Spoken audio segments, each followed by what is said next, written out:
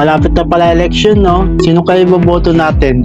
Ang hirap kasi magkamali tayo ng iboboto na naman. Baka umasa na naman tayo sa wala. Mahirap kasi yung nangangako na napapako eh. Kaya kailangan talagang suriin natin yung maiboboto natin, yung maaasahan natin at mapagkakatiwalaan natin sa kaban ng bayan.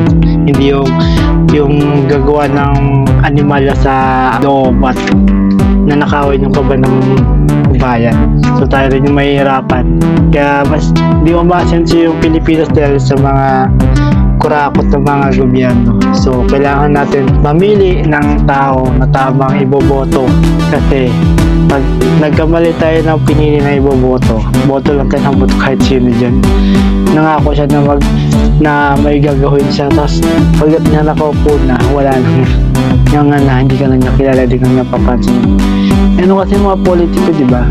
Madalas na karamihan sa kanila, shake ka niyan, shake-hand, beso-beso, ang bait-bait nila, siyempre may kailangan sa'yo. Pag wala na silang kailangan sa'yo, tapos na yung kailangan nila sa'yo.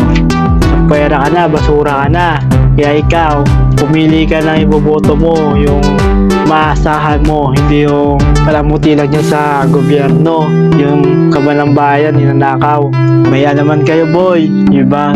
Tapos isisisi sa mga gumagawa ng matino, isisisi sa mga taong naghihirap at dapat na nagtatrabaho, sisirain para lang sa pansariling interes. Kaya mag-ingat kayo kasi maraming mga taong manggagamit, kumbaga.